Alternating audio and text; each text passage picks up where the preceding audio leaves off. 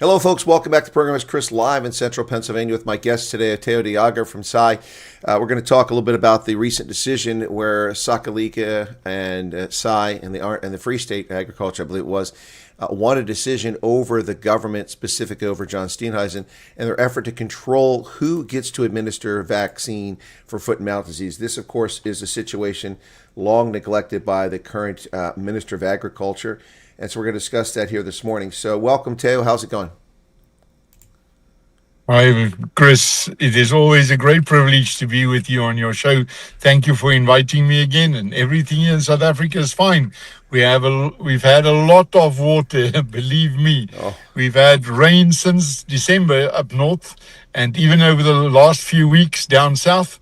And we've had our share of water now for the next 2 or 3 years. I was going to say all the reservoirs ought to be recharged around the country, as well as the water table filling back up. I mean, I see flooding in the Eastern Cape, flooding in the Western Cape, flooding in Limpopo. There's obviously been a lot of rain. Oh, yes. We even had more water than we had in the 2000 floods. Wow. Well, first, I want to thank you very quickly and let my audience know that you've really put this in for a very busy schedule to give you time. You're so busy, we actually caught you in a vehicle. My first question was, are you at risk of being carjacked or a cash in transit heist? And you said you're not, so we'll continue. But understand that Theo is holding his phone. He doesn't have it mounted, so we're going to be careful with his time here. So this decision is, in my view, long overdue. I'm sure it was frustrating for those who own livestock, cloven-hooved animals, sheep, and cattle and such, that they couldn't vaccinate their own herds. And this, no doubt, along with the fact that many of the traditional herders' cattle are not regulated and they're not controlled, led to the vast spread of this foot and mouth disease. Now going up a 6-year period, this has been going on. Anything I got wrong there, Theo? Well, I think you're a bit soft on the topic if you say that farmers are frustrated, Chris. We have lost quite a number of farmers in this process in terms of their businesses.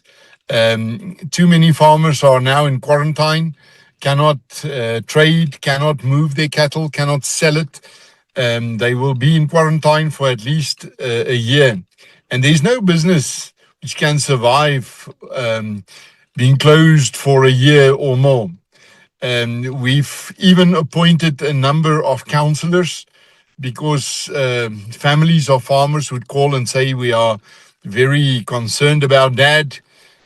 Farmers are down and out once it hits you, and especially when it is reported and they put you in quarantine. And no matter how big or how small a farmer is, it impacts on all. What we don't understand in this process that this disease, which is a state-controlled disease, so it is the responsibility of the state, first and foremost, to contain it. Secondly, to make sure that there's enough vaccines should something happen and it spreads. And thirdly, there's nothing a farmer can do for himself. You are totally dependent on the state taking action. And this is where things went off track. And we actually had to take the minister and the department to court to force them into partnerships with private sector. The worst thing that can happen to a farmer now is that he sits on his farm and he watches his cattle suffer, and he has to put out some of them, whilst wondering if there's an official in government who has him on his list and who prioritizes him. He has no control over when that official will decide that vaccines can come his way. Well, gosh, Theo, I think that's a very situation ripe for speculation and conspiracy theory. I mean, from the outside, I could see how some people would make the allegation or accusation that favored farmers would get vaccines and friends would get it. I don't know that that's the case, but one could certainly see that with this opaque process. Has that come up? Has anyone made any allegations that certain farmers were able to get the vaccine while others didn't because they were favorites?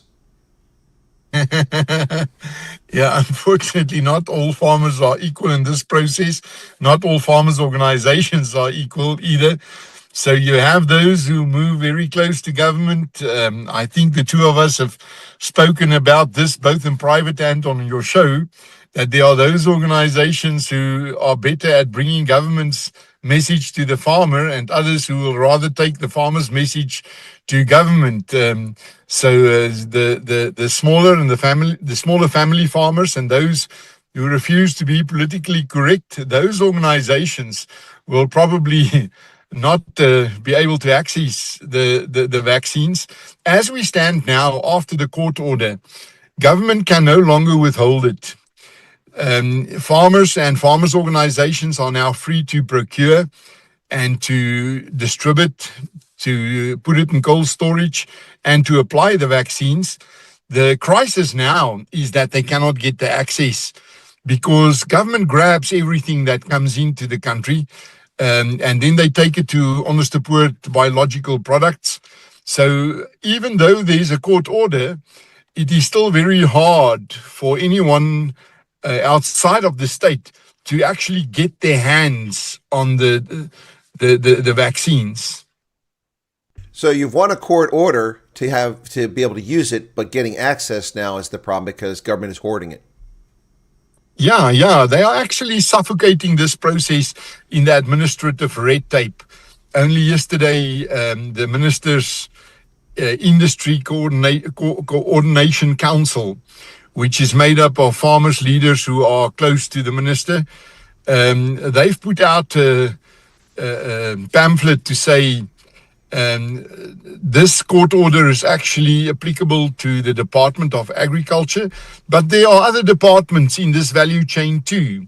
So you need a permit from the Department of Health, actually to SAPRA, to import any kind of medicines.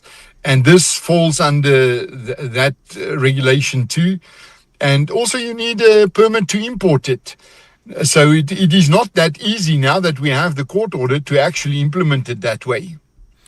So you've got the court order and farmers are trying to take things in hand, but the government is intentionally frustrating their efforts. Let me ask this question, Theo. So what's strange to me is that the Minister of Agriculture, I'm sorry, that's the white Minister of Agriculture. I should be correct in that. That's how Ramaphosa describes him in the White House. But your white Minister of Agriculture and the Department of Agriculture both opposed letting farmers vaccinate their herds.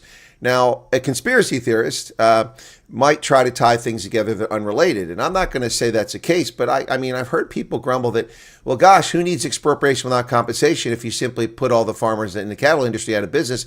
You can just take their land because they'll be bankrupt because all their cattle are dead. Now, I'm not saying that's a plan or anything like that, but is it true that the minister and the Department of Agriculture actively and adamantly opposed letting farmers? And if so, why? Do they think they're more competent? I mean, this is a 6-year scourge and it's a recurrent thing. How in the world could the government of South Africa ever allow its one vaccine manufacturing facility to just be gone and be forced in this situation? I know it's a lot of questions there, but I just thought I'd have to bring that out there because there are conspiracy theorists out there saying, well, gosh, you don't have to worry about EWC. Just wait till all the farmers go broke. Just saying. Yeah, we have seen that kind of theories doing the rounds on social media. The fact is that farmers are financially in trouble. This year, we do have the perfect storm. We've just spoken about the floods. We all know what happened to the diesel and the fertilizer prices because of the war in the Middle East. And on top of that, we have this foot and mouth disease, which is affecting every single livestock farmer. So it is financially, it's not a good year for farmers in South Africa and elsewhere in our region too. But what the farmers are, what has really baffled the farmers is that this minister is not from the ANC. He's actually from the opposition. He is from a party which has positioned itself traditionally as a liberal party, which have actively fought centralization in the state. And here we have a minister who chose the defense of centralization in the state, especially in a department which he himself has bemoaned for the incompetence. And he chose that as his last trench to fight in. And this is the reason why this foot and mouth disease really also has shaken up politics. Later this year, we will have local government elections, and farmers believe that there will be a few surprises in the rural areas. And it is not confined to any specific community. It will have an impact amongst bigger farmers, medium-scale farmers, small farmers, rich farmers, poor farmers. Everybody who has cattle are impacted by poor policy decisions now. Well, I'd say 100% on that one, Theo. You know, you say the opposition party, but I think a lot of people, cynics especially, would say Democratic Alliance opposition party, more like collusionary party. All the things all the lines in the sand that the DA drew all seem to just wither away once they gain power and got their teats that suckle on from the state and positions and ministerial positions. So, for instance, expropriation on compensation, line in the sand, no comment from the DA. The BELA, Basic Education Laws Amendment Act, no comment from the DA, imposing a colonial language on all the different tribes, white and black, of South Africa, making them learn English in primary school as their language of instruction, even though it's not their first language. Then you've got the Employment Equity Act, which limits the number of white men to less than, or just over 4% of middle and senior management in the private sector. These are human rights violations. The DA is silent on that. And the list goes on and on and on.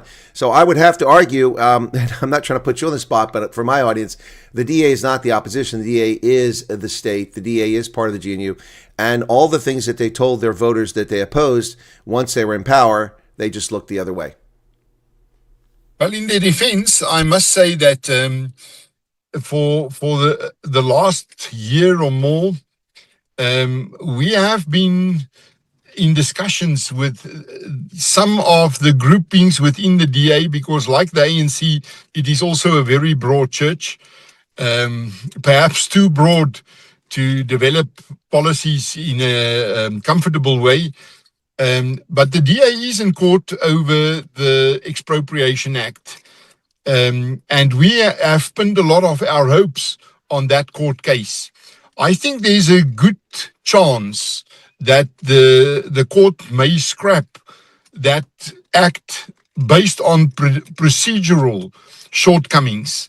They tried to take shortcuts in signing off that act. And also, you know, you have these layers of government. So there's a lot of frustration, and more than that, there's anger amongst farmers about how policies were developed around the management of this disease. But then on regional and even local level, there are a number of DA politicians who worked closely with farmers to try to secure access to vaccines, and even to try to organize farmers to bring some equipment into the communal areas and the peri-urban areas where it is nearly impossible to do vaccinations. Cattle roam free in those areas. There are no fences. There are no cattle handling facilities. So if you do not have the assistance of some of the commercial farmers, the state veterinarians will not run after these cattle. And then, of course, we sit with this crisis that vaccines had been dispersed into the provinces already since February, March. And some of those early vaccines are still in the cool storage facilities of the provinces. And then it is not necessarily the DA in charge there. Other parties are. We have Rise Mzansi MEC here in Gauteng, where we really have a problem with access to the provincial vaccines. We have a number of provincial ministers which come from the ANC. So as an organization, we feel we are wrestling now the whole spectrum of political parties, most probably because there is not that much comprehension or even sympathy for the farmers amongst politicians. Well, I'd have to argue that's true. In fact, not only is there much sympathy, and to be fair to your point, which you, I think, clearly described, at the local level and even the provincial level, many members of the government from the DA, but other parties as well, try to work with farmers and try to make this happen. But my reference is that that's great at the local level, but that's frustrating at the national level, which has been the case. Then it really is difficult to actually implement anything. And we've caught the Minister of Agriculture haughtily and arrogantly making jokes and laughing about the dilemma of farmers and the lawsuit that Sakalik and Sai brought. And he's like, well, hell, let them go to court. It sounds to me like a callous and arrogant attitude towards farmers that is played out in a tragic fashion across the country since this thing started. And, when the minister became the minister, I was fair to him. I gave him an opportunity last year in April, after he'd been there for some time, to come forward and do an interview where he could lay out the plan on what's going to happen before most of the country realized this was a national crisis. In April last year, twice promised interview and then failed to show up. The first time was reasonable. There was actually a national issue going on, so I accept that. And then agreed in May. So 3 times never came on. And now he's been minister for almost 2 years and just now comes up with a plan in the last month or two. I mean, look, it doesn't matter how hard your DA counselor or your Freedom Front Plus or your ACDP or even your Action SA local counselor or provincial council or MEC works with you. If the national government frustrates your efforts, you're frustrated. Am I missing something? Yes, the buck stops at the top. Hey, the responsibility is first and foremost with the Department of Agriculture and the minister in that department. The minister has, over the last few days, again come up with the excuse that he sits with a department which is not always working with him. But that is why he is there. He's the one who needs to crack the whip.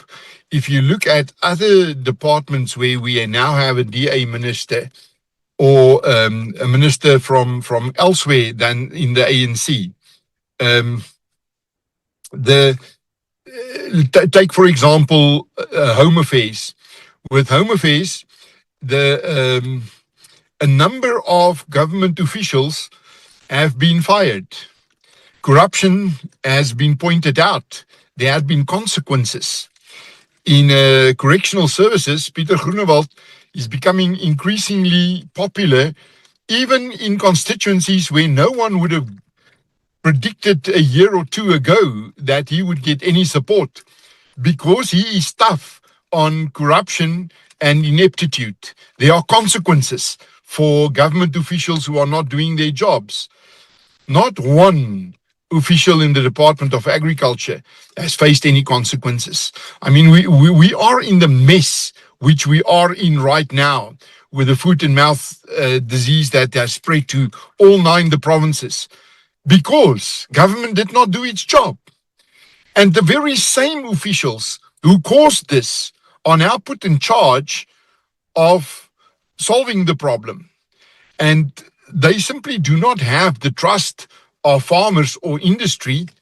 And as it is, we see vaccines getting stuck in a situation where farmers are losing on a daily basis. I mean, if the minister said on Monday this week that he already brought in 13.5 million doses and 4 million cattle had been vaccinated, it means there is 9 million doses somewhere in cool storage, which should have been on farms. And this is why the court case for us was so important. We needed somebody to force the minister to get those vaccines out to private veterinarians in small towns, and from there to farmers who can vaccinate the cattle itself. Everyone, sorry, I dropped my phone. Everybody knows that government does not have the capacity to face this challenge. Government does not have the veterinarians, it does not have the logistics, it does not have the planners.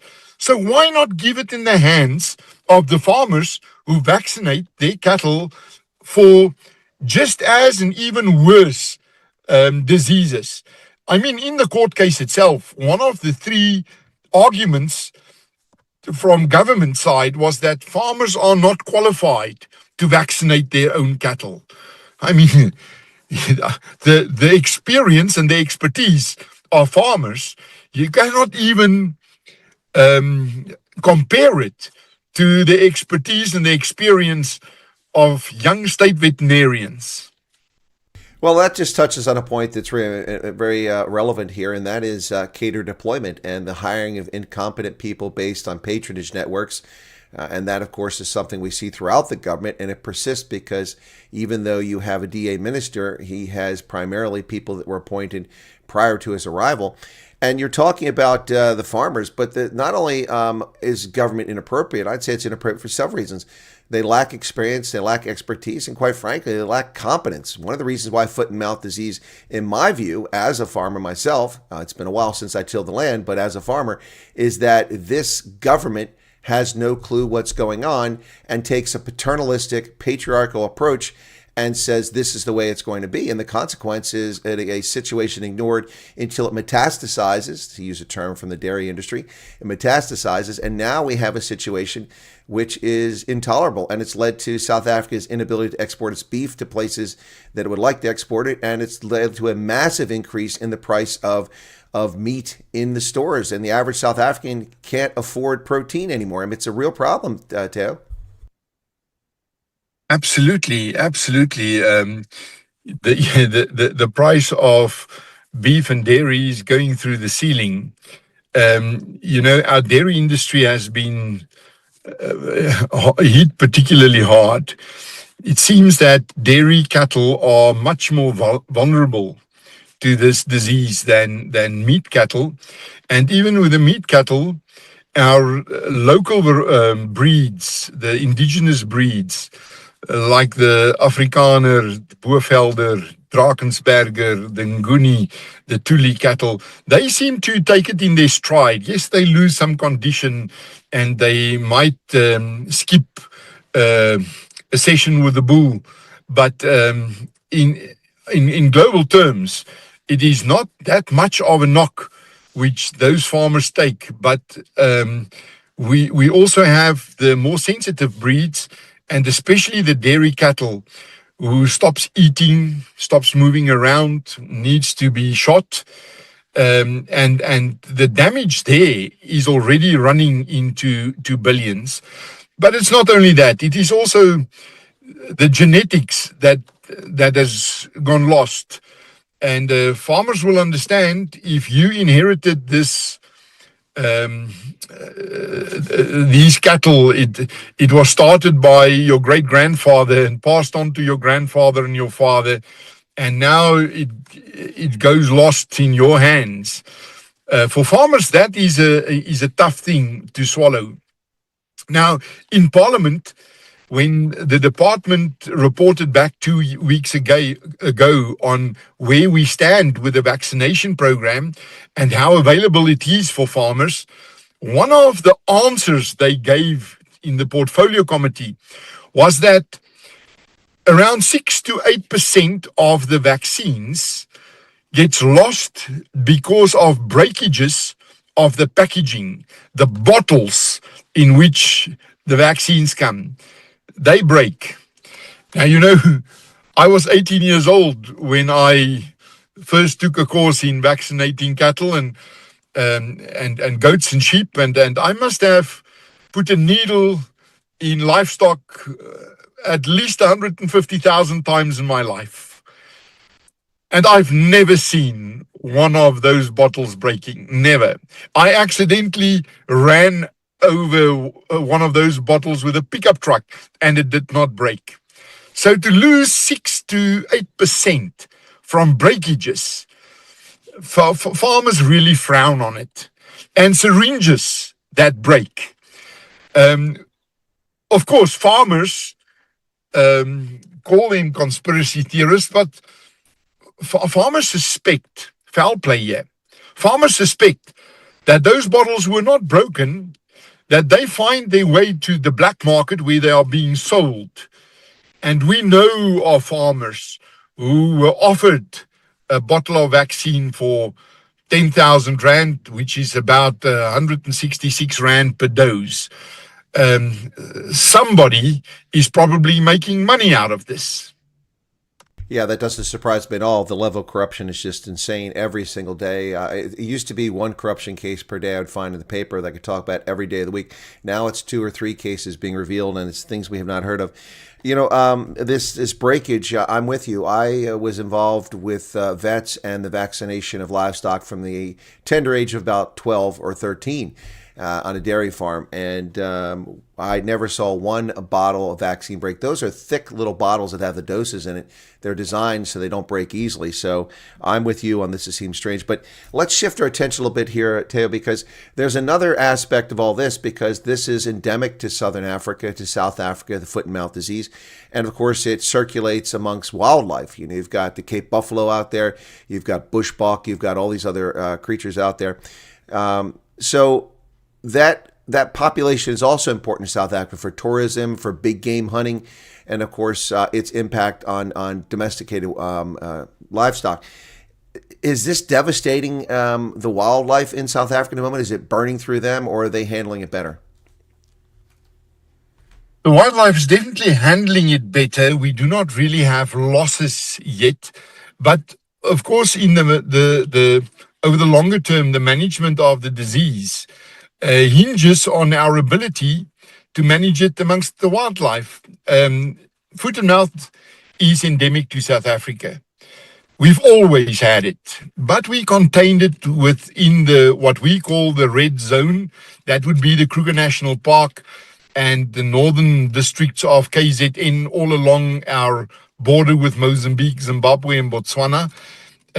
And we had a buffer zone, or a so-called blue zone, an observation zone, varying between 10 and 50 kilometers from the red zone, where if it spilled over, we would pick it up immediately, close it off, and then vaccinate in that observation zone. The current crisis came about because those zones were no longer maintained. The Defence Force, the police, the local traffic authorities, they no longer took care of the roads leading into and out of those zones. Hence, some cattle got smuggled out. And of course, this is where ultimately the foot and mouth disease started to run like wildfire into KZN, crossed the border into the Eastern Cape, and today it had been reported in all 9 provinces. So it is a broader problem than just a problem for the Department of Agriculture. Of course, wildlife ranching, game, falls under the Department of Environmental Affairs, which for us is a problem. It is not like in Europe, where wildlife belongs to the state. In South Africa, we farm it. We do selection like we would do with cattle. And many farms have a mixed operation where you would have both livestock, wildlife, and cropping. So we feel that it would have been much better to manage if we fell under one ministry. But it's not only the wildlife, it's also goats and sheep. They are also vulnerable. Although we have not yet lost anything in those categories, in future we will need to vaccinate unless they become the bearers of it and it would spread into cattle again. But we had seen some devastation in the pig industry, or in your neck of the woods, they call it the hogs.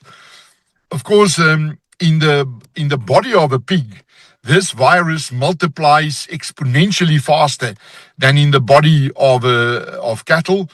So pigs become little nuclear bombs of this disease.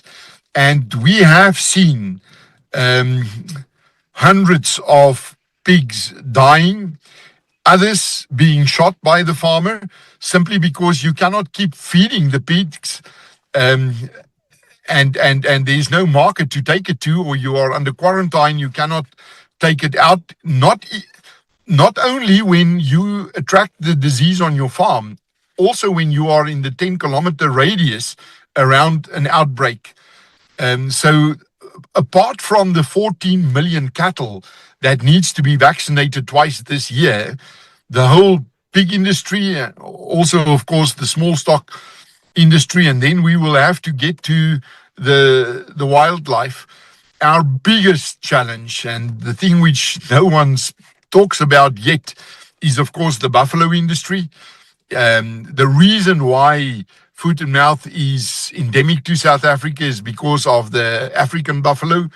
And we have set up or established a very well-developed buffalo industry in all 9 provinces of what we call clean buffalo.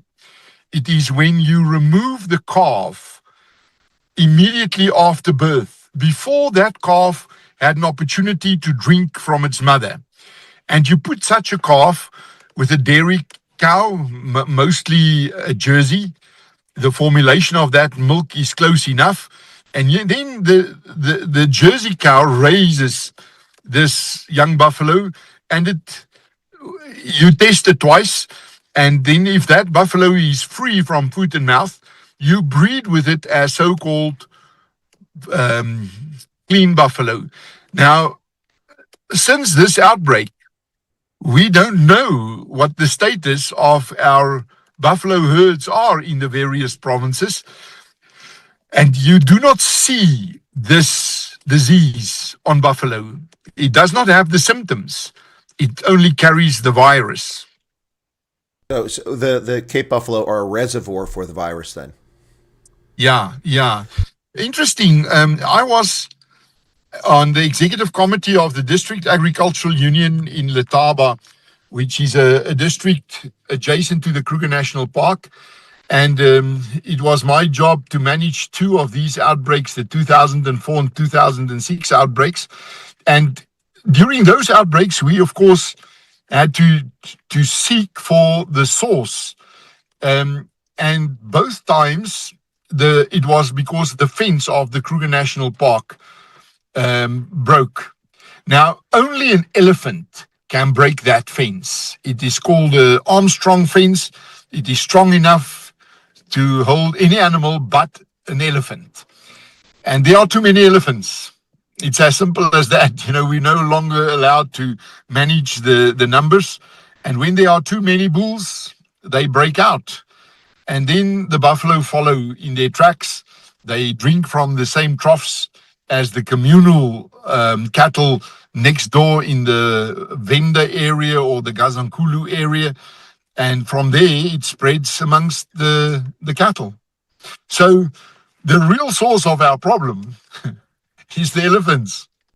Well, ultimately, that's the proximate cause. If you go back to the beginning, we were talking about how this affects. You mentioned some of the things. Of course, a lot of people always focus on cattle, but I've always talked about the other cloven-hoofed animals, goats and sheep, and you mentioned pigs. And you're right. That's one of the challenges with swine is that and we used to have pigs on our farm, is that their guts are breeding grounds for these viruses, and they do multiply so quickly in there. It's an oddity of their nature. But when it comes back to cattle, I suspect, I don't know, I'm going to get your take on this, that the issue that dairy cattle seem to be much more susceptible to this, I suspect has to do with the fact that you mentioned, indigenous breeds and then breeds that are developed and mixing with cattle that were in Southern Africa. They have thousands of years of some degree of herd immunity where they've developed something in their genetic code that helps them survive it. And then, whereas with the dairy industry, we're talking largely about Jerseys, Guernseys, perhaps, and Holsteins, and these are European breeds that are brought in that are not native to Southern Africa, and as a consequence, didn't have those thousands of years of evolution to develop that kind of capability. Does that make sense? For sure. In the debates amongst the farmers, especially over the weekend when they get together for a braai, they would boast that my more indigenous herd is, I got the disease, but it's over now and I'm less vulnerable. But the fact is that we have these 3 strains of the virus in South Africa, SAT1, SAT2, and SAT3. The moment we get SAT-O or the O variant or the A variant, we will be as vulnerable as the European breeds are to the SAT 1, 2, and 3, which is why movement control and the illegal smuggling of livestock across national borders is such a dangerous thing. Well, in fact, when I lived in Botswana, one of the deals was, particularly in the northeastern corridor along the border with Matabeleland in Zimbabwe, rustlers would frequently come across and steal the cattle of Botswana farmers, their cattle ranchers. The practice of the Botswana Police Service, the BPS, and the BDF was that they would pursue rustlers, but if the cattle reached the border of Zimbabwe, it's a loss. The government will compensate you. They will not let the cattle ever come back into Botswana because of their concerns about foot and mouth. Now, this is particularly important, because SAI covers not just South Africa, but the region. Particularly important for the Botswana cattle farmers because the European market is so important to them. I don't know what the current figure is, but back then it was $120 million a year in beef exports on a special concession they had with the European Union. And they can't risk that. They've got cattle dip lines, where you stop your vehicles and you go through that dip all over the country. Botswana has continued, to my knowledge, to monitor the disease in a very rigorous fashion. Is that a true statement? Oh, yes, absolutely. Look, the discipline when it comes to the management of foot and mouth in Botswana and in Namibia is absolutely superior to all the other neighbors. And unfortunately, the disease is also now spreading in Botswana. It is still not in Botswana, in Namibia. Namibia is still managing it very well. But I know, well, we got reports in the last 2 weeks again of cattle that crosses the border between Zimbabwe and Botswana, and that police would simply shoot the cattle that comes across the border on the spot. Yeah, absolutely. No, they take it quite seriously. Now, I want to go back to a point you mentioned earlier, something I've talked about for a long time, and this is the problem with idiots who work in government who don't understand things holistically. I'm going to make that statement. You don't have to step out on that ledge with me, but if you want to, you're welcome to.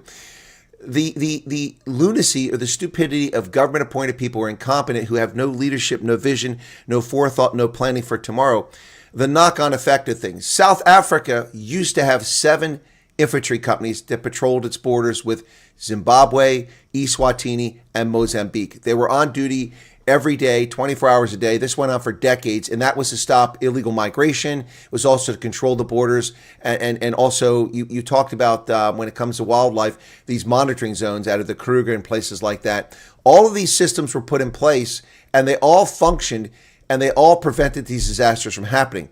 But now what you have is a complete breakdown in this monitoring system and the patrolling system and a response system from a neglected South African Defense Force. The Wildlife Department's been neglected. The resources have been pilfered, stolen, not allocated there.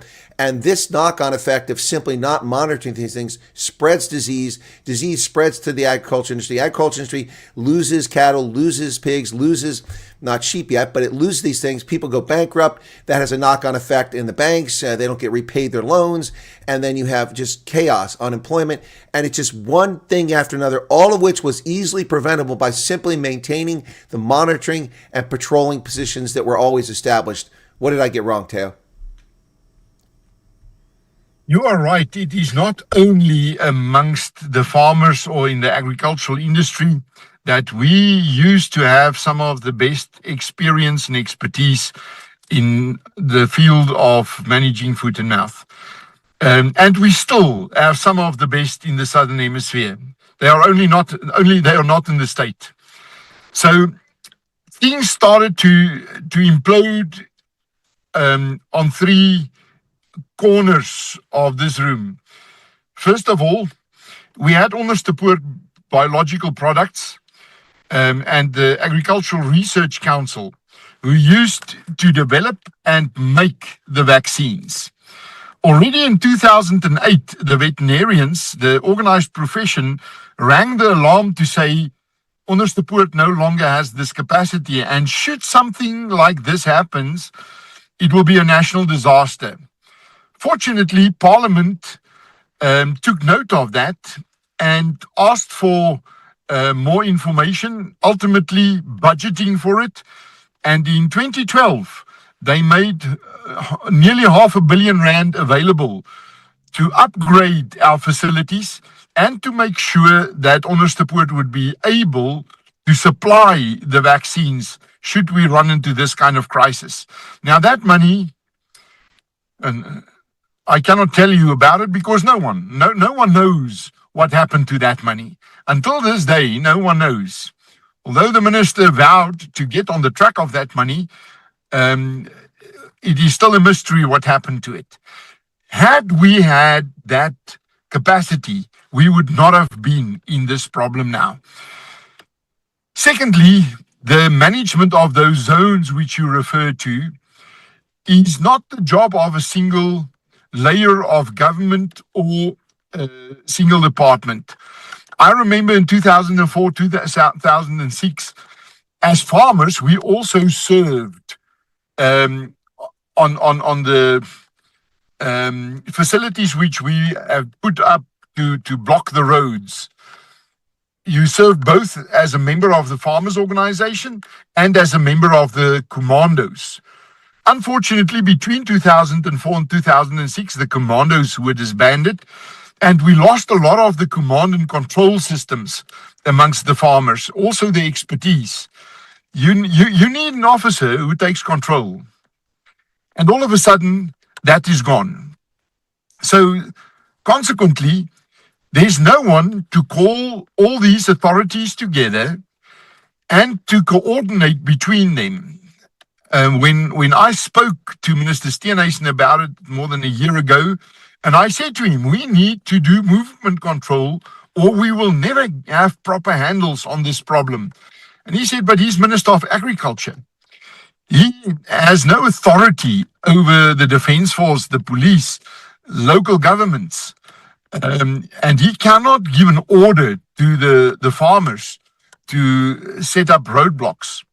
Now, the third place where things, where the ball was dropped was, of course, in the department itself.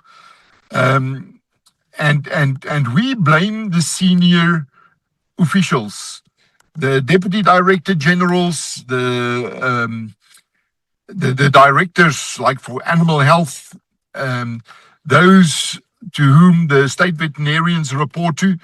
It was their primary function to ensure that we do not run into the challenge which we have today, either or whether it is about the availability of vaccines or the movement control. And where we sit now, Chris, like in today, the disease is still spreading faster than what we can keep up vaccinating. We have not caught it yet. Contain it. No, you haven't hit the containment point yet. That's a good point. To be fair to Minister Steenhuisen, that is, I think, a fair statement. He doesn't control all those other agencies, and it's impossible for him to marshal them. But as the minister, still, it should be his responsibility to lead that effort in a whole of government approach and push for that. And as he was the leader of the second largest party in the country and the minister at the same time, one would hope that he had the gravitas and the influence within the government to get the president to marshal resources, but that doesn't seem to have been the case. Well, if he cannot, who can? And who should? To be fair to him, I think he did three very wise things in this process of trying to get a grip on foot and mouth. Firstly, he had set up a committee, the so-called ministerial task team, made up of the best professionals we have. Some of our best veterinarians and scientists are on that committee to advise him and his department. That happened in April last year. Based on their advice, he called for a national vaccination campaign on the 26th of November last year. It was a very brave thing to do. It was thinking out of the box. It's never been done before. And then he set up an industry coordination council of farmers leaders of farmers organizations, those who would not question him. And the biggest crisis came in when his department did not take that advice. He has the best advisors, and they don't take his advice or their advice. Hence, he makes decisions not based on the best advice. He follows the cue of government officials, and you already said how they are appointed. No, absolutely. So let me cover two last things with you here, Theo, before you get out of here. And the first one I'm going to go back to is, you mentioned this perfect storm for agriculture in South Africa. Let me run through those points you made. I want to add one to it, which I think has had a big impact so far, and it will continue to have an impact because Trump is not letting go. But the foot and mouth disease, the heavy rains you've had this year, which are a blessing and a curse at the same time. Then you've also got the Iran conflict and the rising price of fuel and fertilizer, which has been devastating. But I would add a fourth leg to that stool, and I would say that Trump's tariffs had an unexpected and an immediate shock to South Africa's agriculture sector, in particular things like fruits and also the wine industry. Would you agree that we can add that fourth leg to the stool? Yes. Although, I'm not a sailor, but somebody told me today that one can actually sail 45 degrees into the wind. And as farmers, we still clinch to the hope that there's something to salvage in this tariff dispensation. Only today, a number of organizations came together. Sakeliga was one of them. Sai was also there. And we discussed the possibility to engage with the US government to look at a subnational dispensation when it comes to tariffs. Because, when I visited Washington last year with my colleagues, Corné Mulder and Gerard Papenfuss, we also pleaded with Washington not to look at South Africa through a single set of glasses. And we said, don't punish us for the sins of our government. We are your friends. So we hope that it will be possible, especially as AGOA is under review again, to get to a dispensation where one can make exceptions on a subnational level, whether it is to companies or to constituencies, maybe a city that decides to rather take a stance which is not counter to the interests of the USA. And we know it's a long and a steep road, but we have seen that in the Trump administration, things do not always happen within the box. Oh, definitely. A lot of things happen outside the box there. And you can tack into the wind, and not to dispirit the farming community of South Africa, but you can also piss in the wind, and that doesn't go very well. It just comes right back on top of you. So I just say it. No, but that's a good point. But frankly, I'm still astounded that South Africa is even included in AGOA. The mere introduction of expropriation without compensation violates a key tenet of the African Growth Opportunity Act law, which is respect for private property rights. The introduction of that in 2018 should have disqualified South Africa from participation in AGOA. The fact that it's back until December 31st this year and South Africa is involved in it, I'm just gobsmacked by that. But even so, Trump is now moving under the Section 301 labor misuse practices, child labor and things like that, importing goods from places that use that, to still hit South Africa with a 12.5% tariff, which the Supreme Court is going to have a hard time overturning because the president's team is much smarter about how they're going about this. So I think, unfortunately, tariffs are going to stay in the mix in one way or another, but we'll see how it goes. But I want to wrap up with a final thing, Theo, and that is Minister Steenhuisen. Why do you think he so adamantly opposed letting farmers administer the vaccine to their herds when he doesn't have control of the national government and he can't marshal the resources? And it's obvious that this problem had metastasized since 2020, and it only gotten worse, really bad, in late 2024 and 25. Why do you think Minister Steenhuisen was so adamantly opposed to this, and We see how he behaves when he's around the press. It's rather disrespectful. But that aside, perhaps he had a legitimate reason. Did he think the government is capable and only the government should do it because the farmers aren't capable? I mean, if you're speculating, fine. If you know, that'd be even better. But I don't understand why he opposed this. Was it because his boss, Cyril Ramaphosa, told him to do it? I don't know. I mean, there's all kinds of crazy theories out there. But to me, it's very disheartening that for so long, the Minister of Agriculture fought the agriculture industry. Isn't that what he's there to do, is to protect, help, and oversee the agriculture industry? It seems like he was fighting them the whole way. Chris, I can't answer you. I simply don't know. I can also only speculate. You will know that I did not have an easy road with him.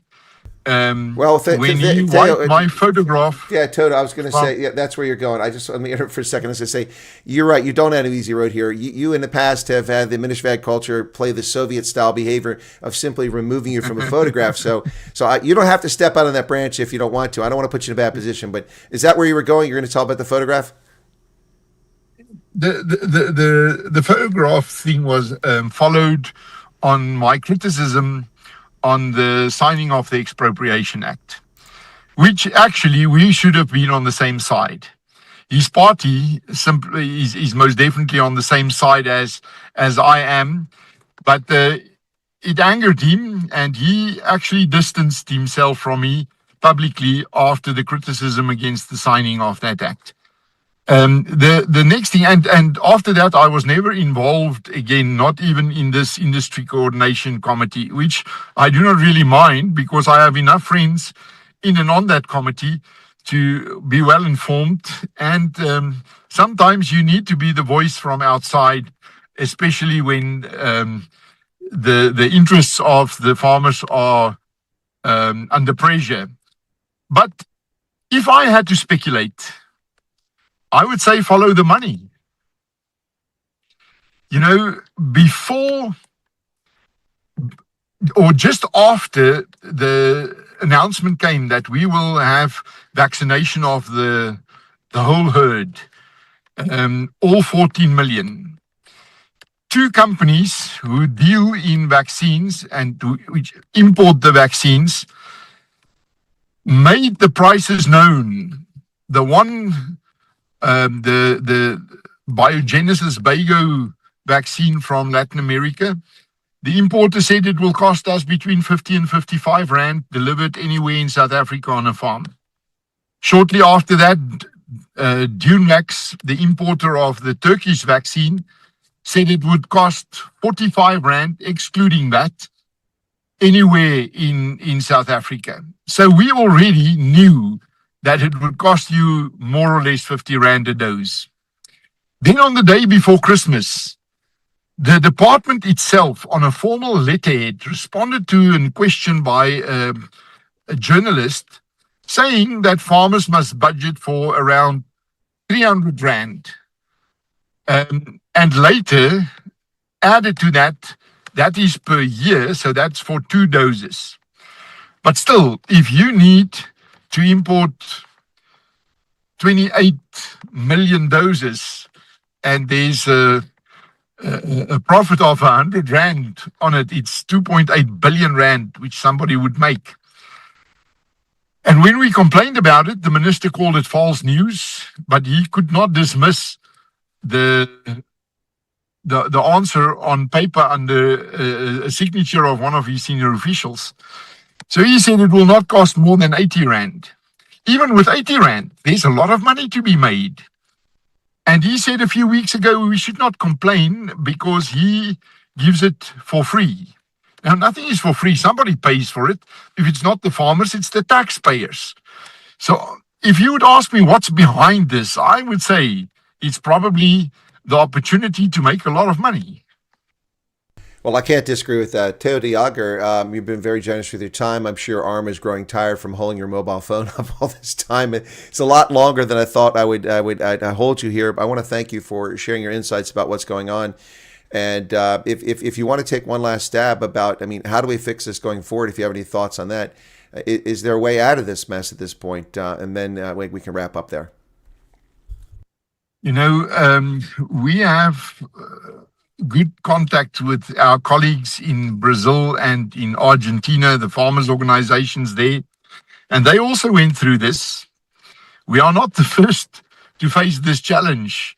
We only need to vaccinate 14 million. They had to do, in Brazil only, nearly 300 million.